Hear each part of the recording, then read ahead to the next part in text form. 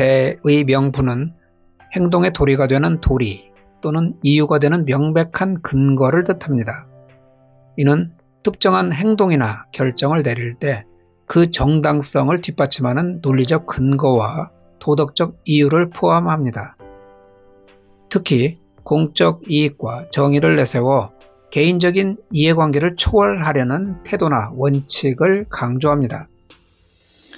대의 명분은 유교 사상에서 자주 언급되는 개념으로 특히 맹자, 논어와 같은 유교 경전에서 그 사상적 뿌리를 찾을 수 있습니다. 이는 도덕적, 윤리적 가치에 기반하여 인간의 행동과 결정에 영향을 미치는 중요한 원리로 자리 잡았습니다. 옛날 이야기를 해보겠습니다. 옛날 옛적 한 나라에 강산도라는 청렴하고 정의로운 장수가 있었습니다. 당시 나라에는 부패한 관리들이 민심을 짓밟으며 국민들을 고통에 빠뜨리고 있었습니다. 강산도는 마음속 깊이 정의와 도리를 깨달은 인물이었으며 그의 모든 행동에는 반드시 대의 명분이 자리 잡고 있었습니다. 어느 날 나라 곳곳에서 밀란의 기운이 감돌기 시작했습니다. 백성들은 부당한 세금과 폭정에 고통받으며 이를 참을 수 없다는 불만을 터뜨리고 있었습니다.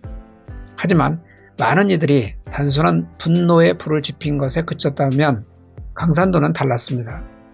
그는 오랜 세월 국민들의 고통을 지켜보며 변화의 필요성을 깊이 느끼고 있었습니다. 강산도는 충실한 신하들과 함께 민중의 소리를 모으기 시작했습니다. 그는 우리의 행동은 단순한 분노를 넘어 이 나라를 바로 세우기 위한 대의를 위한 것이다 라며 국민들에게 호소했습니다. 그의 목소리에는 부패한 관료들과 억압적인 체제를 타도해야 한다는 명분이 분명하게 깃들어 있었습니다. 그러던 어느 날 강산도는 부패한 관리들이 모여있는 궁궐 앞에 군사를 이끌고 당도하였습니다. 그의 군사는 수많은 민중의 응원과 함께 나라의 정의를 바로 세우겠다는 굳은 결의로 가득 차 있었습니다. 강산도의 명령 아래 그의 군사들은 과감하면서도 치밀하게 궁궐을 포위하였고 마침내 부패한 관리들은 그 자리에서 체포되었습니다. 이 사건은 단순히 한 장수의 반란이 아니라 오랜 세월 국민들이 갈망해온 정의와 도리, 곧 대의 명분에 입각한 혁명의 시작이었습니다. 강산도의 행동은 후세에 대의 명분을 위한 싸움은 반드시 정당하다는 교훈으로 전해지며 많은 이들에게 큰 감동과 영감을 주었습니다. 그 후 나라에는 새로운 관리들이 선출되어 국민의 목소리에 기울였고 정의로운 정치가 펼쳐졌습니다.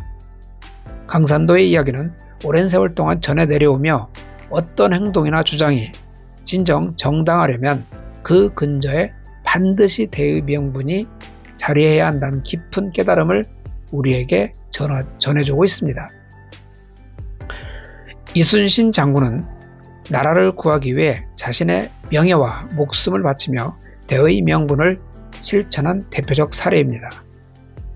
나라의 위기 앞에서 개인적인 이해관계를 떠나 오로지 백성과 조국의 안전을 최우선으로 삼은 그의 행동은 오늘날까지도 존경받고 있습니다. 조선 왕조를 세운 이성계는 고려 말의 혼란과 부패를 종식시키기 위해 새 왕조를 세웠습니다. 이성계의 대의 명분은 민생 안정과 공정한 정치 시스템 구축에 기반했으며 이는 조선이 새로운 질서를 세우는 정당성을 부여했습니다. 대의 명분은 나라의 뿌리와도 같습니다. 나무가 제대로 자라려면 튼튼한 뿌리가 있어야 하듯이 행동이나 결정이 흔들리지 않으려면 올바른 명분과 이유가 있어야 합니다. 결론적으로 대의 명분은 단순히 개인의 이익이 아닌 사회와 공동체의 정의를 실현하는 데 핵심적인 역할을 합니다. 이는 현대에도 중요한 가치로 기업의 사회적 책임이나 정치적 정책의 정당성 등 다양한 분야에서 적용되고 있습니다.